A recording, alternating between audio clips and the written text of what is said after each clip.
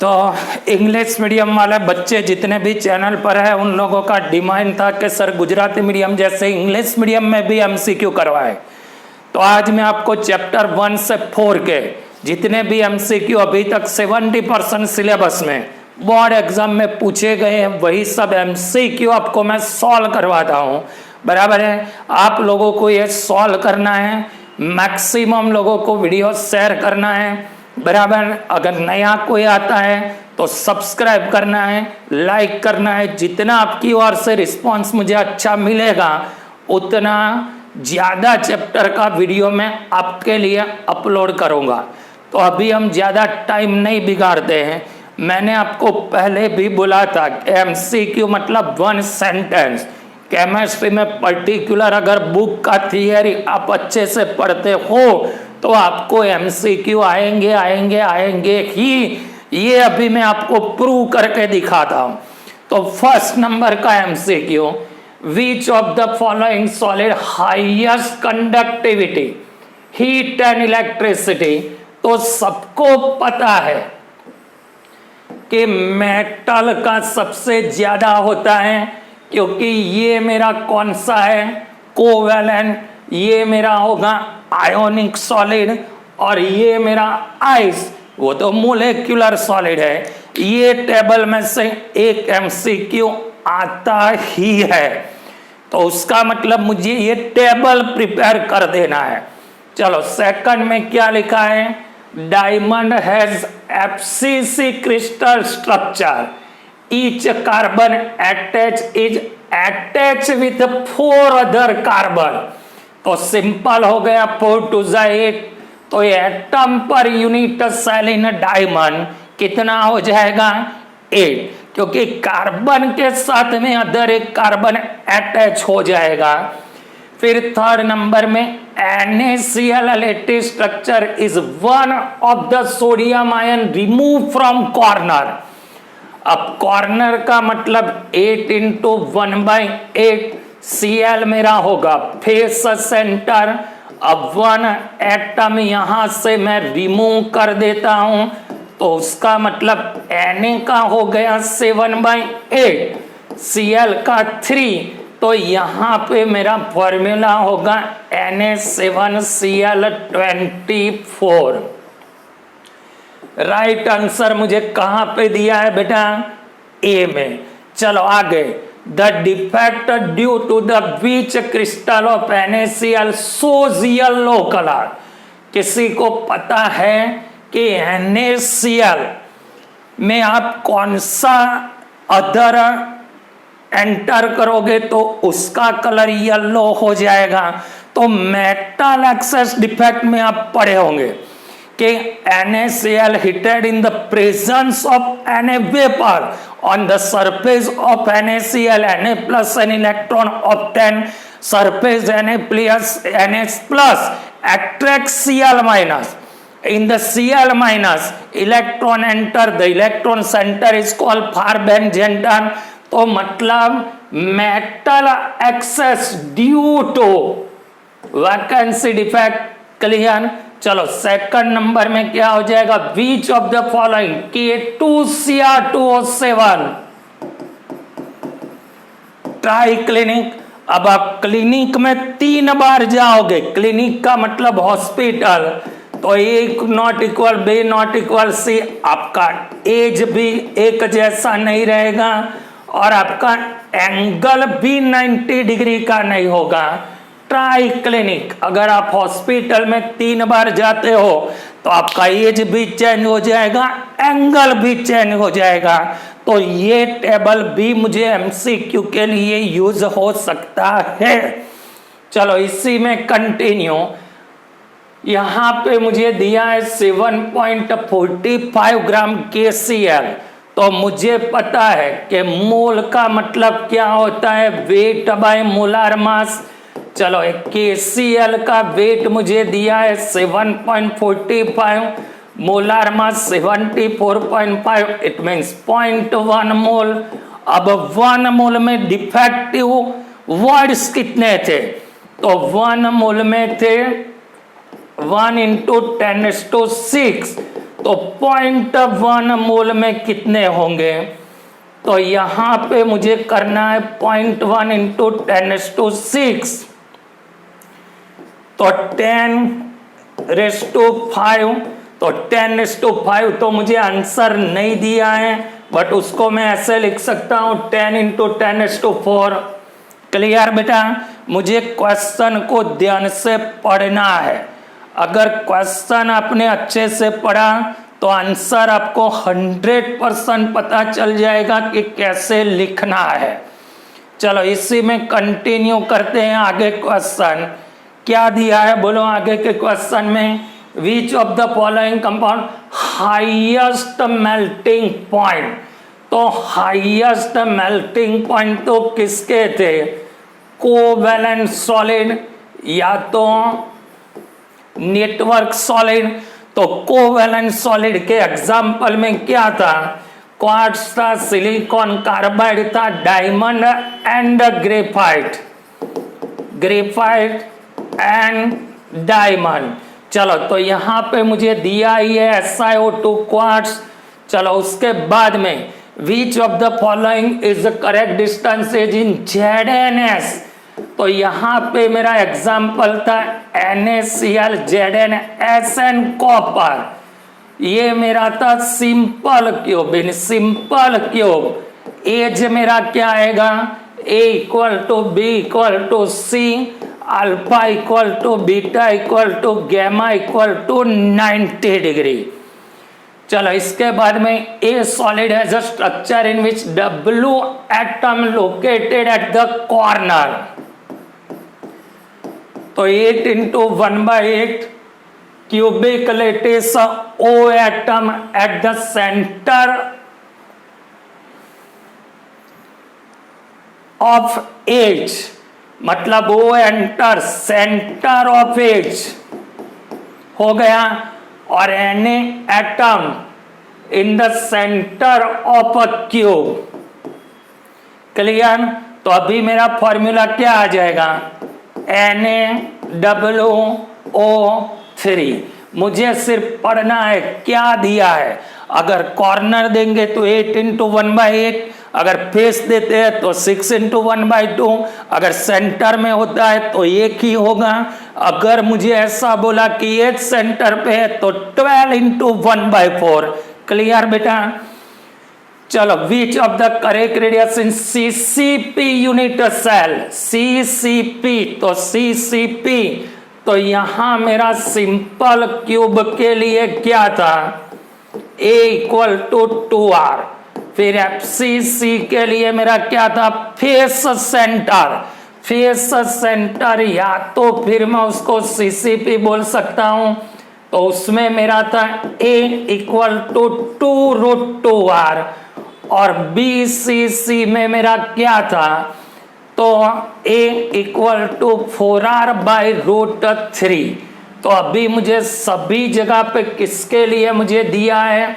R का value दिया है, तो 1/2√2 इंटू A ये रहा। क्लियर? तो अगर कोई दूसरा क्वेश्चन आता है तो भी मेरा क्लियर हो जाना चाहिए कि सिंपल क्यूब में edge length = 2R, BCC = 4R/√3, but in FCC और CCP = 2√2R। चलो एप सेंटर, तो एप सेंटर कैसे क्रिएट होते हैं? तो आपको पता है कि NaCl को अगर आप Na के प्रेजेंट में हीट करोगे तो Na+ इलेक्ट्रॉन को अट्रैक्ट करेगा, मतलब कि Cl अट्रैक्ट होके उसकी जगह पे इलेक्ट्रॉन अटैच हो जाएगा। तो यहां पे मेरे एप सेंटर कंटेन होते हैं। तो एप सेंटर कैसे होंगे बोलो? देखो, इंटरस्टेशियल साइट्स कंटेनिंग कैटायन नहीं, lattice sites are that are vacant, lattice sites are containing electron. तो आपको ही पता है कि अगर लेटिस में इलेक्ट्रॉन एंटर हो जाता है तो जर्मन लैंग्वेज में हमने उसको क्या बोला था? फारबेनजेंटर कलर सेंटर। डिफेक्ट क्रिएट होता है जिसमें उसमें कलर आ जाता है। फिर FCC लेटिस, तो आपको पता है FCC में 12 आएंगे। कहां से 12? तो अगर आपने पढ़ा होगा तो ऐसा एक फिगर आया होगा, बराबर है। ये FCC के लिए मैं ड्रॉ कर रहा हूं।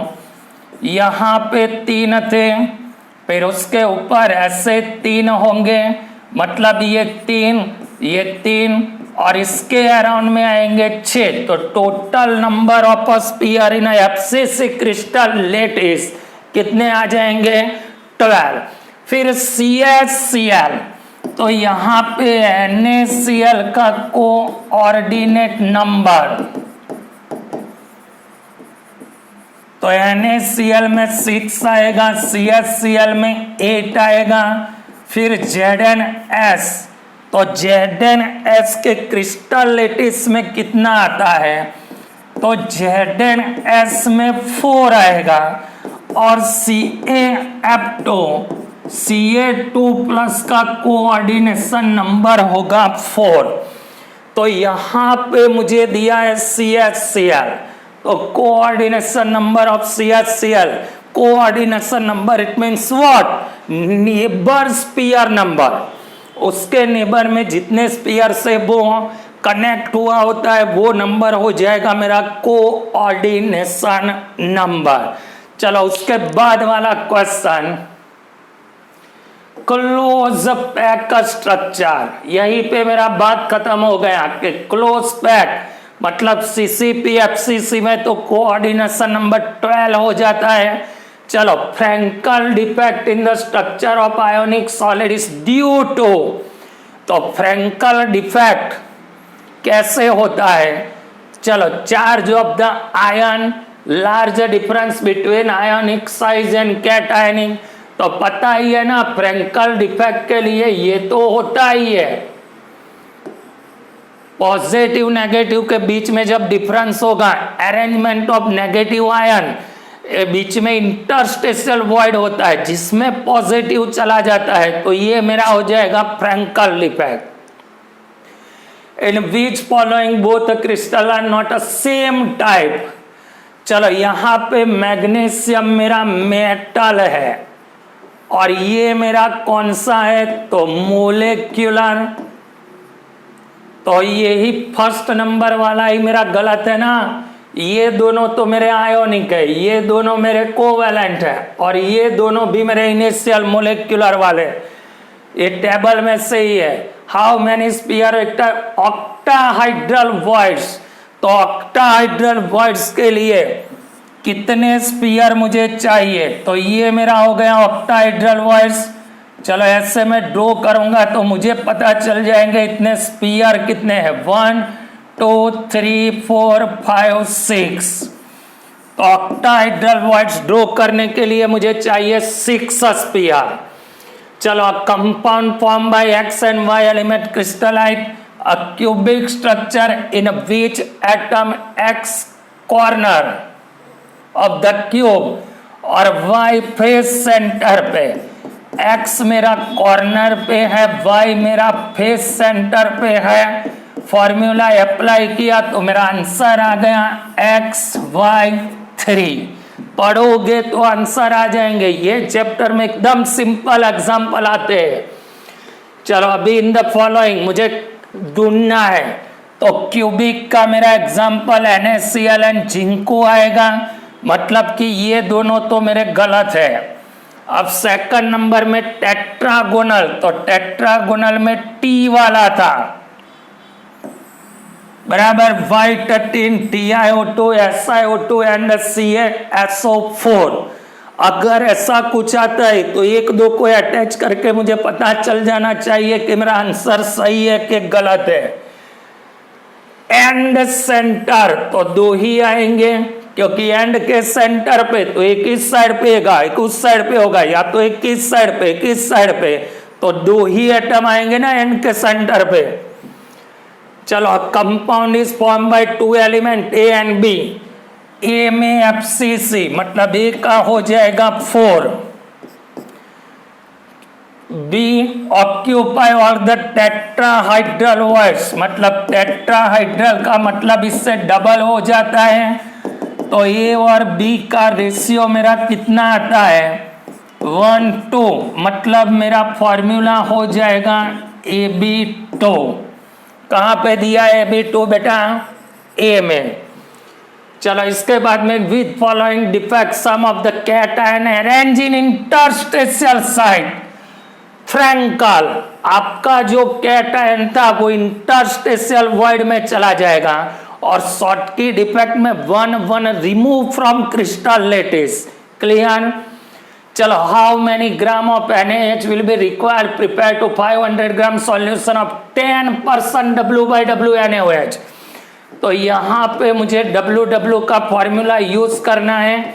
यहाँ मेरा 100 आएगा, यहाँ मेरा आएगा वेट ऑफ NaOH, मतलब जो मैंने सॉल्यूट लिया है वो, और यहाँ आएगा वेट ऑफ सॉल्यूशन। ये मेरा 10, ये मेरा 100, ये मुझे कैलकुलेट करना है वेट ऑफ NaOH। चलो यहाँ मुझे चाहिए क्या, वेट ऑफ NaOH। चलो ये मेरा दिया है 500, ये 2 कट हो गया, ये सामने चला गया, तो आंसर मेरा कितना आएगा, तो वेट ऑफ NaOH आ जाएगा 50 ग्राम। क्लियर। अब सेकंड चैप्टर में कंटिन्यू आ गए हम।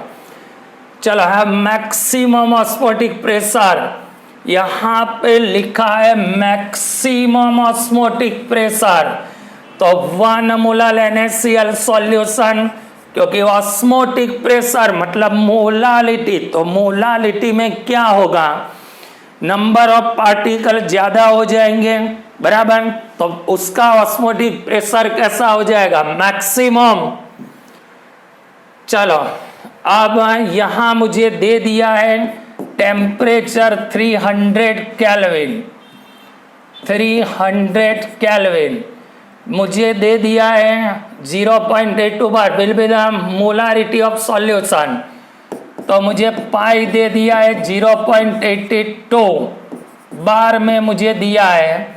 अब मुझे मोलारिटी कैलकुलेट करनी है, तो आर का वैल्यू भी मुझे यही ले लेना है 0.082, तो pi equal to CRT, direct formula use कर लेते हैं। पाई मेरा 0.82, कॉन्सेंट्रेशन मुझे कैलकुलेट करना है 0.082, टेम्परेचर 300, तो 0.82 डिवाइड बाय 0.082 इंटू 300, अरे ये मेरा डिवाइड में चला जाएगा,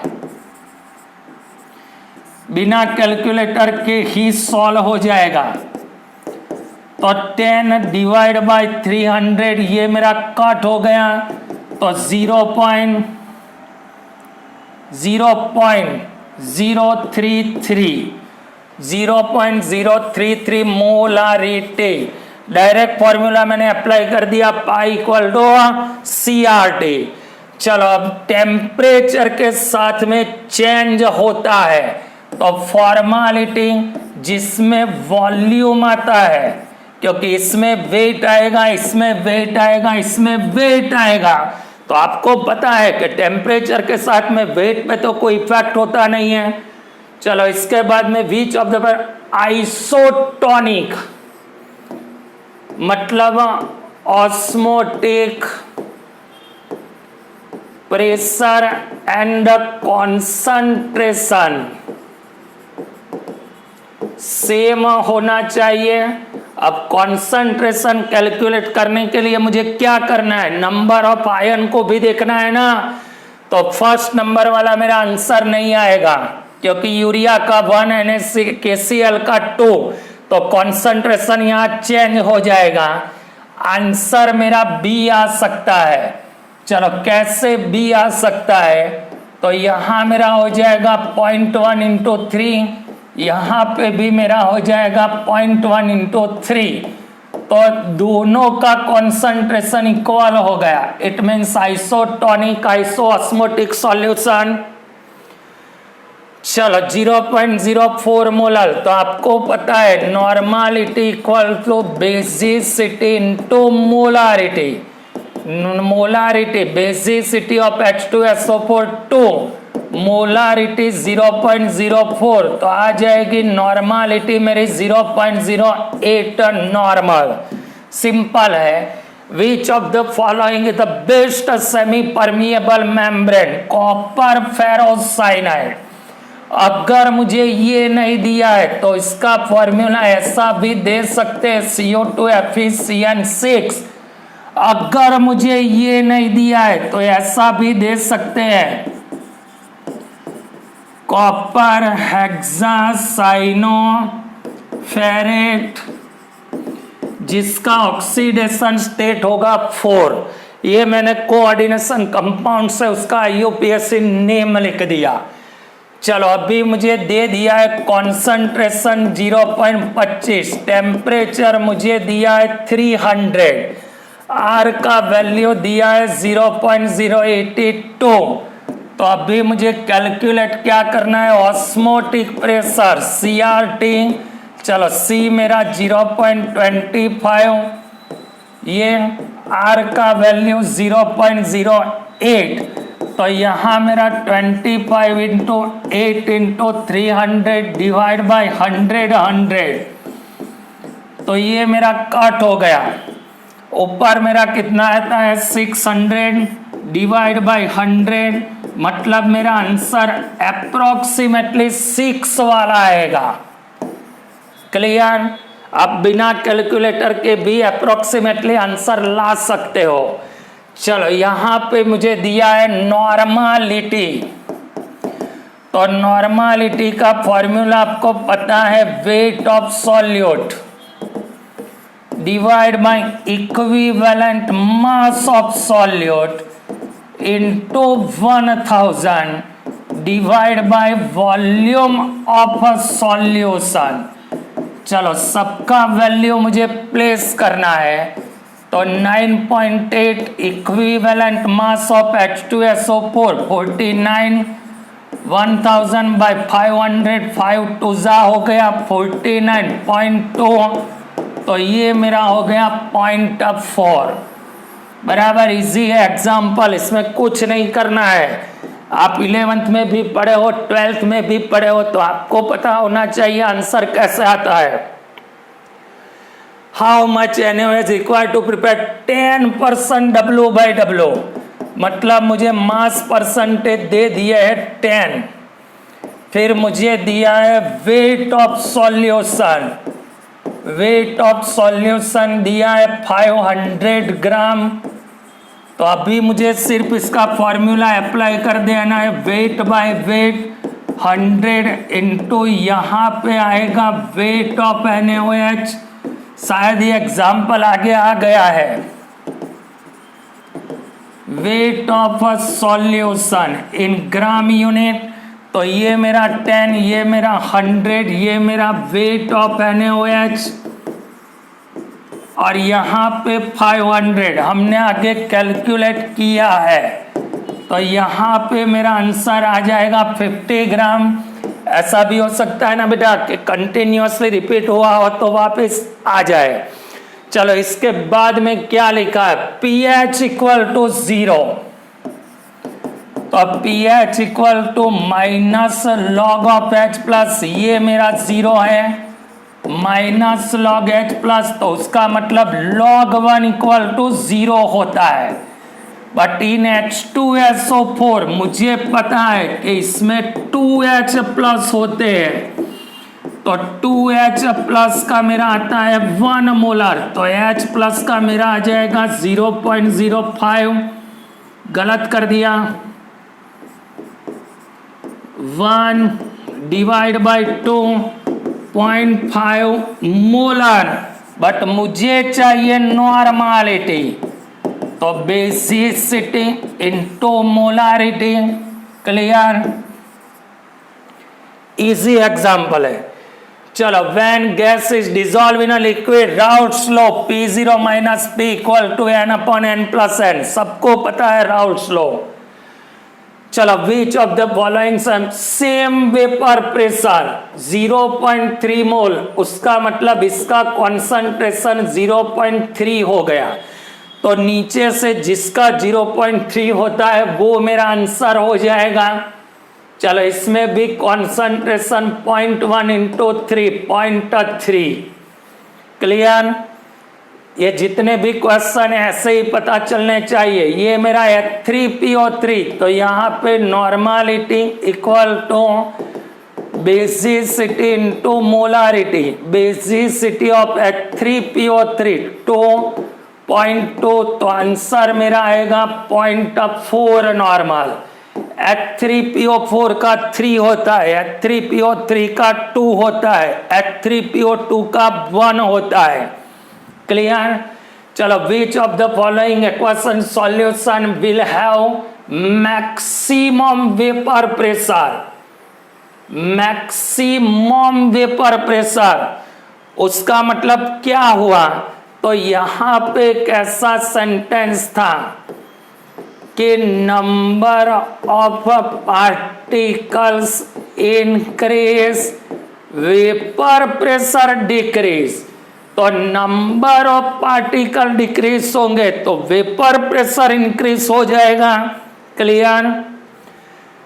चलो, अभी मुझे यहाँ पे कैलकुलेट करना है। ये तो सिंपल हो गया। मोलारिटी दिया है तो M1V1 plus M2V2 equal to MV। चलो, M1V1 का मतलब 4 इंटू 0.05, तो ये मेरा 2 हो गया, प्लस 6 इंटू 0.3, तो ये मेरा हो गया 1.8। टोटल वॉल्यूम मेरा कितना होता है? 10, तो ये मेरा हो गया 3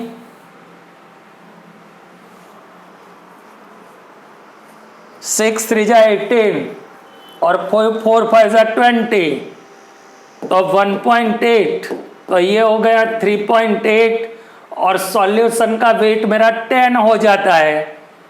तो यहाँ पे मुझे क्या करना है? पहले ये तो ला दो आप। चलो, तो 10 इंटू M, तो 3.8 डिवाइड बाई 10 इंटू M, तो M मेरा हो गया 0.38, बट मुझे चाहिए नॉर्मलिटी। तो normality equal to basicity into molarity. तो ये मेरा बेसिसिटी 2, ये मेरा 0.38, तो कितना आता है? 38 2 जा। चलो, नॉर्मलिटी मुझे कैलकुलेट करनी है ना बेटा, तो कितना आता है? 38 2 जा 0.76 नॉर्मल। एक में भी आंसर नहीं दिया है 0.76 वाला। चलो, what is the value of molarity when acquired solution? 10% NaOH। तो यहाँ इन 100 gram of Na solution 10 gram of NaOH, 90 ग्राम इसमें क्या होगा? वाटर। चलो, अब मुझे मोलारिटी चाहिए, weight divide by molar mass. यहाँ पे आएगा वेट ऑफ सॉल्यूशन, तो ये मेरा कट हो गया, तो 100 डिवाइड बाय 36, 2.778। कैलकुलेशन तो आपको आना ही चाहिए।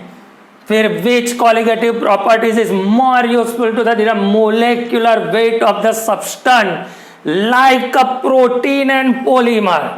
अब प्रोटीन एंड पॉलीमर के लिए अगर मुझे कैलकुलेशन करना है तो यूज होगा ऑस्मोटिक प्रेशर, क्योंकि उसका मोलेक्युलर मास ज्यादा होता है। तो उस जगह पे मैं यूज क्या कर सकता हूं? ऑस्मोटिक प्रेशर वाला मैं फॉर्मूला यूज कर सकता हूं। चलो, इसके बाद में विच सॉल्यूशन हाईएस्ट वेपर प्रेशर, ये तो वापस रिपीट हुआ, 0.1 मोलर ऑफ यूरिया, जिसमें नंबर ऑफ पार्टिकल कम होंगे उसका वेपर प्रेशर ज्यादा होगा, क्योंकि जितने नंबर ऑफ पार्टिकल इंक्रीज होंगे vapour pressure decrease, boiling point increase, fizzing point decrease, osmotic pressure also change. This all colligative properties it depend on the number of particle। तो तो उसका मतलब कि नंबर ऑफ पार्टिकल डिक्रीज होंगे तो vapour pressure increase होगा। तो urea वाला फिर फॉर्मूला मास सबको पता है बेटा 948 एंड 475। तो इसका फॉर्मूला क्या था K2SO4 Al2SO4 thrice into 24H2O। ये मेरा मोलेक्युलर फॉर्मूला था और इम्पेरिकल फॉर्मूला मेरा आएगा KAlSO4 twice into 12H2O। Clear. चलो, which of the following factor affect to the colligative properties of the solution. तो number of particle of solute वो मेरा हो जाएगा कोलिगेटिव प्रॉपर्टीज। फिर व्हाट इज द डायामीटर, एक ही सेंटेंस में पता चल जाएगा। In homogeneous mixture the particles diameter 10⁻⁹ meter, otherwise 1 nanometer. चलो, the relative lowering pressure 1 mole fraction of salt 1.5 molar. चलो, 1.5 मोलर, उसका मतलब इन 1000 gram water 1 mole of solute. तो यहां पे मेरा मोल ऑफ सॉल्यूट क्या हो गया 1 मोल ऑफ वाटर मेरा क्या हो जाएगा 1000 डिवाइड बाई 18 55.55 मोल। तो यहां मेरे टोटल मोल कितने हो जाएंगे 1 प्लस 55.55 5655 मोल मेरा हो गया। चलो, अभी मुझे क्या करना है लोअरिंग इन वेपर प्रेशर, मतलब P01 minus P1 by P01 equal to N2 by N1। तो N2 मेरा क्या दिया है मोल ऑफ सॉल्यूट और ये मेरा मोल ऑफ सॉल्वेंट। तो 1 डिवाइड बाई 55.55 या तो 56 ले लो। अब 1 को आप डिवाइड करोगे तो मुझे उतना पता है कि यहाँ 0.0 फिर एक 0 आएगा, फिर 2 से मल्टीप्लाई होगा तो 0.002 यही एक सेट होता है। अब कैलकुलेशन करोगे तो आंसर आ ही जाएगा। चलो, इसके साथ में तो यहाँ 0.1 मोलर इंटू यहाँ पे 2 नंबर ऑफ पार्टिकल। तो नीचे से मेरा कौन सा सॉल्यूशन जिसमें 0.2 आ सकता है, इसमें 0.1 आएगा यूरिया। सोडियम क्लोराइड NaCl मतलब 2 इंटू 0.1 तो 0.2। तो मेरा आंसर कौन सा करेक्ट है सी वाला। चलो, which of the following highest boiling point having concentration 0.3। तो यहाँ पे आपको पता है कि number of particles increase, vapour pressure decrease, boiling point increase. तो नंबर ऑफ पार्टिकल इंक्रीज होने चाहिए। तो यूरिया में 1 एल्यूमिनियम सल्फेट Al2SO4 थ्राइस, इसमें 5 सोडियम सल्फेट मतलब Na2SO4, इसमें पार्टिकल नंबर 3 सोडियम नाइट्रेट मतलब NaNO3, इसमें पार्टिकल 2 होंगे। तो नंबर ऑफ पार्टिकल इंक्रीज होते हैं एल्यूमिनियम सल्फेट में। क्लियर। चलो, अब थर्ड चैप्टर के कंटिन्यूअसली में करते हैं। तो चैप्टर 3 के लिए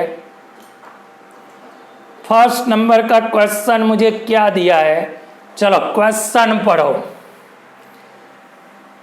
यहां मुझे दे दिया है ई सेल का वैल्यू 0.78 वॉल्ट। मुझे ई माइनस सेल का कैलकुलेट करना है कैथोड माइनस एनोड। तो ये भी मेरा 78 आ गया। नॉन्स equation E cell E minus cell 0.059 and log concentration of anode by cathode. ये मेरा 78, ये मेरा 78, 0.059/2 log x बाई 0.01 जो मुझे वैल्यू दिया है वो मैंने प्लेस किया। ये इस साइड पे आ जाएगा 0, x बाई 0.011, 1 का मतलब log 1 मतलब 0, तो x का वैल्यू मेरा कितना आता है 0.01। तो यहां पे मैं एक सिंपल सेंटेंस निकाल देता हूं कि while E cell equal to E minus cell, तो यहां पे concentration of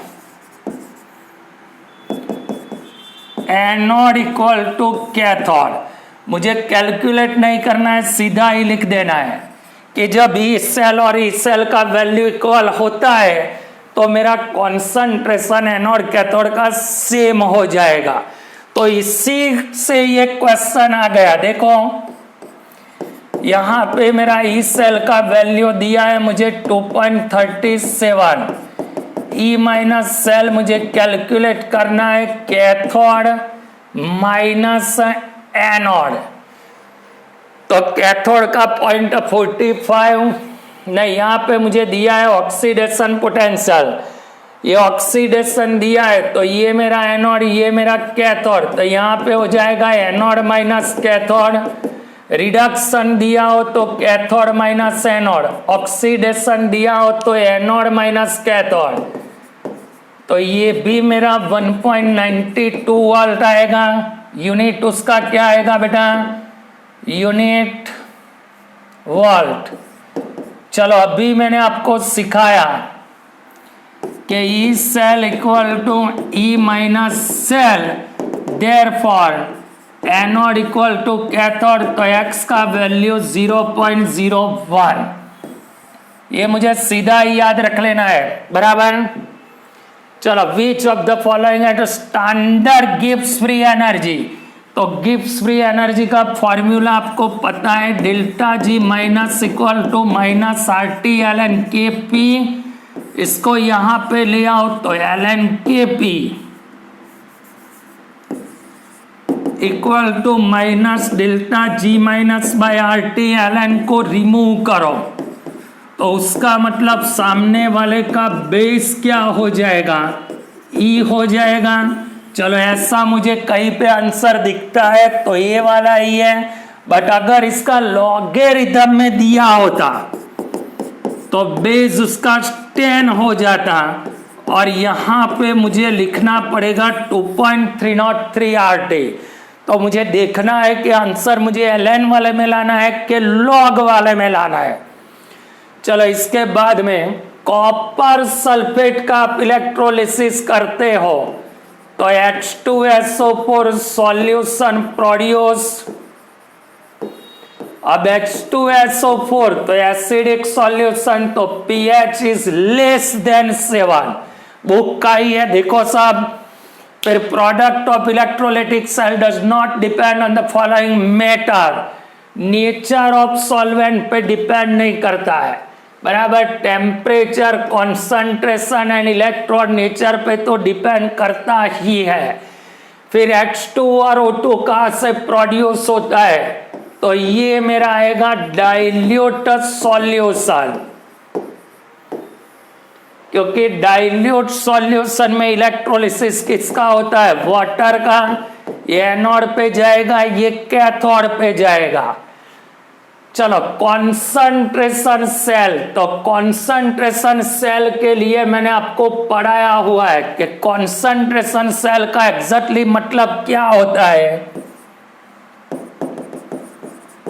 electrode same, solution same, but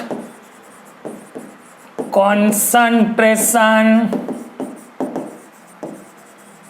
different.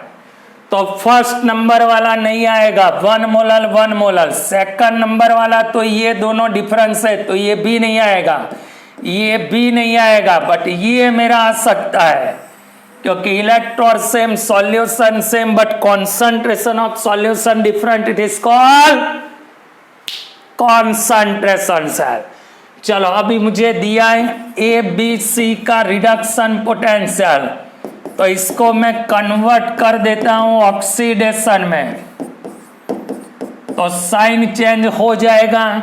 तो सबसे बी वाला, उसके बाद में सी वाला, उसके बाद में ए वाला, क्योंकि मुझे वैल्यू दिया है किसका, रिडक्शन और रिड्यूसिंग एजेंट, तो सबसे पहले मुझे ऑक्सीडेशन में कन्वर्ट करना पड़ेगा।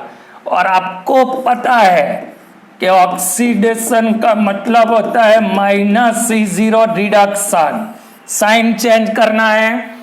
चलो अब चूज द करेक्ट ऑप्शन। मुझे ये सेल दिया है, अब मुझे पता है कि इसको मैं अगर कैलकुलेट करूंगा तो concentration of anode by cathode आएगा, तो C1 का वैल्यू ऑलवेज C2 से ज्यादा आना चाहिए, कभी C2 का वैल्यू तो C1 से ज्यादा होगा नहीं। चलो अब मुझे दिया है pH = 3, तो मुझे पता होना चाहिए H प्लस का कॉन्सेंट्रेशन 10⁻³ मोलर। चलो अभी मुझे वैल्यू प्लेस करना है 0.001, तो 10⁻³ हो जाएगा ना बेटा। चलो तो अभी मेरा फॉर्मूला ई सेल वाला क्या था, E minus cell 0.059/n log anode by cathode, तो यहाँ पे 0.059 आएगा, log 10⁻³ ये आगे आ जाएगा 0.0593, तो 9 3 27। चलो कितना आएगा बेटा, दिया है 0.117 वोल्ट। इजी कैलकुलेशन है, बराबर से फॉर्मूला में वैल्यू प्लेस करना है। अब 5.85 ग्राम निकल long 10 ampere pass through dilute solution of NH during the electrolysis inert electron. चलो मुझे यहाँ पे दिया है एम्पियर 10 एम्पियर। अब निकल वाला इक्वेशन तो Ni2++ 2 electron it gives Ni, यहाँ Ni का दिया है मुझे 58.5 ग्राम, क्लियर। तो यहाँ मेरा 2 × 96500 कूलम, तो मुझे मिला है कितना, तो 58.5 ग्राम, तो उसके लिए 296,550 कूलम, तो 5.85 ग्राम के लिए कितना इलेक्ट्रिसिटी मुझे पास करना पड़ेगा। चलो 5.85 2 × 96500 डिवाइड बाय 58.5, तो यहां से मेरा आ जाएगा 0.1 और एक कट कर देता हूं तो 19300 कूलम,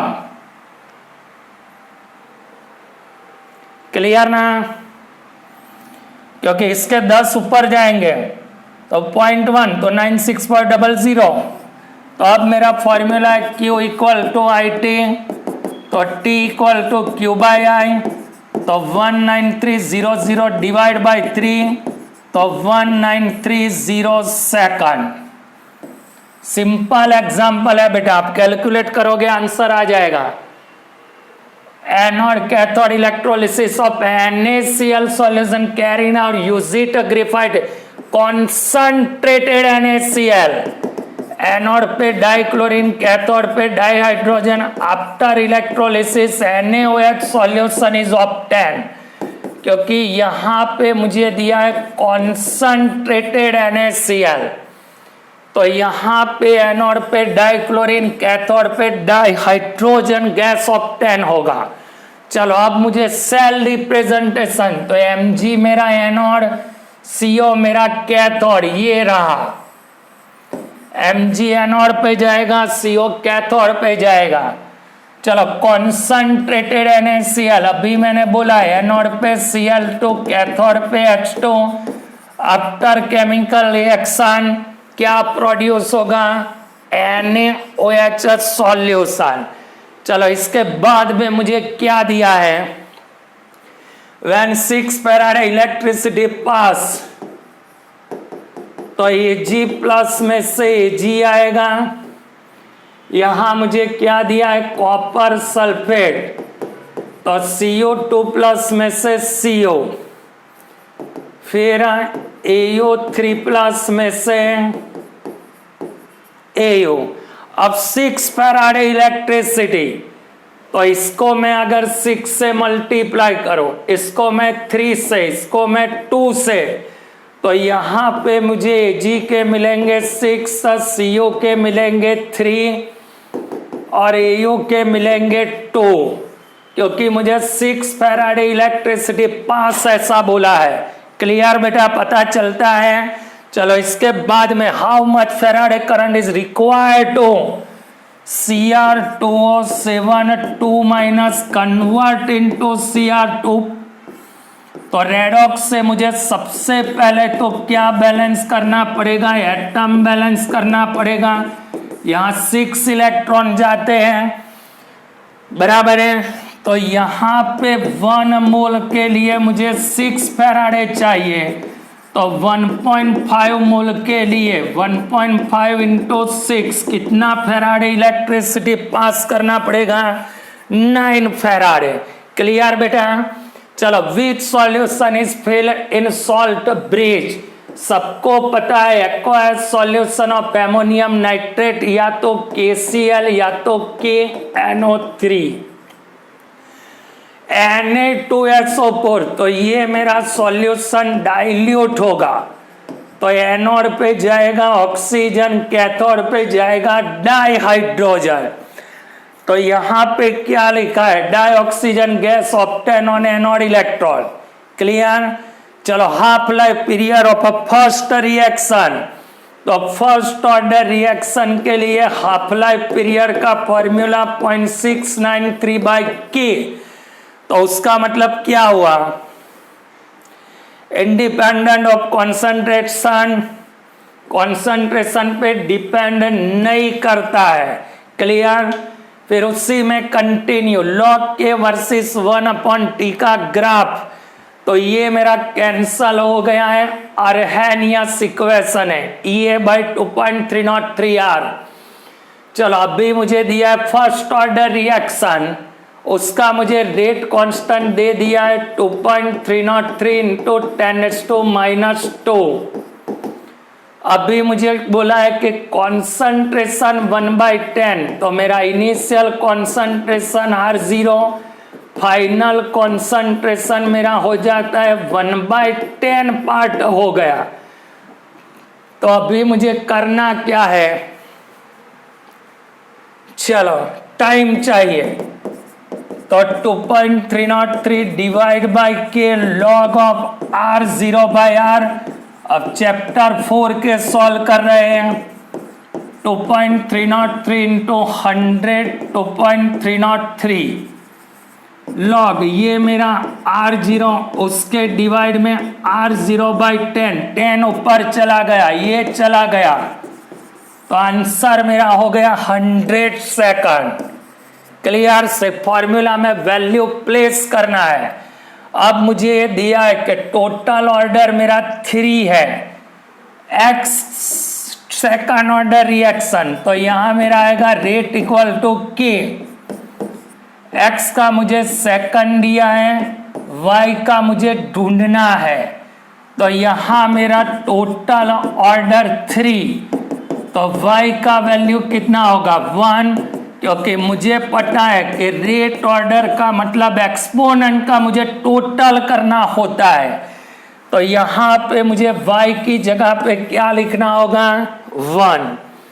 चलो, यहाँ पे मुझे दिया है कि फर्स्ट और second is a complex reaction, total order of reaction is 2 and step 2 is a slow step. तो what is the molecularity of step 2? अब सेकंड ऑर्डर रिएक्शन का मतलब molecularity equal to rate order. अब इसमें मुझे T reaction दिए, तो slow step, उससे मुझे उसका रेट पता चलेगा। जब भी कोई केमिकल रिएक्शन होता है और अगर मुझे रिएक्शन का रेट चाहिए तो जो उसका स्लो स्टेप होता है उसी से मुझे पता चलता है कि कितना उसका रेट ऑर्डर आएगा। क्लियर? तो स्लो स्टेप से पता चलता है। चलो, जीरो ऑर्डर रिएक्शन पता ही है R0/2K बराबर। फिर what is the unit constant of pseudo first order reaction? Mole litre inverse into second inverse, pseudo first order. फिर द रेस कांस्टेंट वैल्यू यहां पे मुझे 2 दिया है, तो उसका मतलब मेरा क्या हो जाएगा? Concentration into 1 minus n into time inverse. तो 1 माइनस n इक्वल टू -2, तो n इक्वल टू 1 + 2। तो थर्ड ऑर्डर रिएक्शन ऑर्डर तो मैं ऐसे ही कैलकुलेट कर सकता हूं। अब थर्ड ऑर्डर रिएक्शन के लिए मेरा R0⁻² आ जाएगा। चलो, अब यहाँ पे दिया है 6 मोल। 6 मोल में से 3 मोल करने के लिए मुझे 40 मिनट चाहिए, तो 12 में से 6 करने के लिए भी 40 मिनट ही चाहिए ना बेटा, क्योंकि हाफ का मतलब क्या होता है? अब 6 में से 3 करते हो तो जितना टाइम लगता है उतना ही 12 to 6 में लगेगा। मुझे कैलकुलेशन नहीं करना है, इसके माँ का सागा ना का। चलो, correct formula after chemical reaction the rate of reactant is always decrease and product का होगा बेटा इंक्रीज। तो मतलब रिएक्टेंट के आगे माइनस साइन आना चाहिए और प्रोडक्ट के आगे क्या आना चाहिए? प्लस। फिर जीरो ऑर्डर रिएक्शन। चलो, जीरो ऑर्डर का मतलब क्या होता है? यहां मेरा आएगा concentration into 1 minus n second inverse. Zero order reaction it means concentration into 1 into second inverse. Unit of concentration mole by litre, mole by litre into second inverse. मुझे कहां पे दिखता है? Mole by litre inverse into second inverse. फिर मुझे दिया है यहां पे सेकंड ऑर्डर रिएक्शन, तो -1 आ जाएगा। क्लियर? तो mole inverse litre into second inverse log K बाय 1 तो अर्हेनियस इक्वेशन -E/2.303R 30% कट सिलेबस में ये कट हो गया है बराबर। चलो, उसके बाद में half life reaction required to decrease initial concentration to 40% to 20%, 20 minute. तो 10 to 5 में मुझे कितना लगेगा भाई? 20 मिनट ही लगेगा। अभी ऐसा क्वेश्चन हमने सॉल्व किया है। चलो, अब यहाँ पे मेरा equation rate equal to SO2 का स्क्वायर, ऑक्सीजन यहाँ पे मेरा आएगा 3 का स्क्वायर, यहाँ 3, तो 27 टाइम इंक्रीज हो जाएगा बराबर। चलो, what is the slope graph concentration over zero order reaction? तो जीरो ऑर्डर में मेरा क्या था? R equal to -KT plus R0 compare to linear equation Y equal to mx plus C। Graph draw versus R versus T, straight line graph, और slope मेरा आ जाएगा -K। चलो, log K वर्सेस 1/T, बहुत सारे time ये repeat हुआ question है। चलो, ये भी मेरा कितना? तो यहाँ पे मुझे डबल बोला है, तो यहाँ मेरा हो जाएगा रेट इक्वल को K, ये स्क्वायर, ये 2, तो ये मेरा 8 टाइम्स हो जाएगा। क्लियर बेटा? चलो, इसके बाद में first order reaction 50% reaction 100 second लगा, तो सीधा ही फॉर्मूला है मेरा K equal to 0.693/T1 half. 0.693 T1 half का मतलब 100, तो यहाँ मेरा हो जाएगा 6.93 इंटू 10⁻⁻3। मुझे सिर्फ फॉर्मूला में वैल्यू प्लेस करना है। Pseudo first order reaction mole litre inverse into minute inverse. चलो, उसके बाद में which of the correct half life period 1/2 initial concentration of reactant fourth order reaction तो रेस्टो -3, जीरो ऑर्डर रिएक्शन तो initial concentration directly proportional.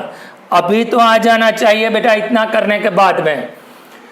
चलो, the unit of the rate constant and the rate reaction are same, तो उसका मतलब rate equal to मेरा के कब होता है, जब मेरा एक्सपोनेंट जीरो होता है।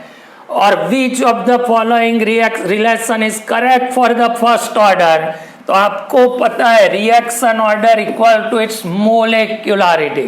क्लियर बेटा? तो फर्स्ट टू फोर्थ चैप्टर के जितने एमसीक्यू अभी तक बोर्ड एग्जाम में आए हैं वो सब मैंने रिपीट करवा दिए, बराबर है। मैक्सिमम लोगों को फॉरवर्ड करना है। इसका पीडीएफ लिंक भी मैं आपको भेज देता हूं, ऊपर आपको पीडीएफ लिंक दिया होगा। टेलीग्राम चैनल पे चले जाना, उसको सब्सक्राइब कर देना, तो उससे क्या होगा, जितना भी यहाँ पे है वो सब आपको वहाँ पीडीएफ फॉर्म में मिलता रहेगा। तो गुड डे बेटा।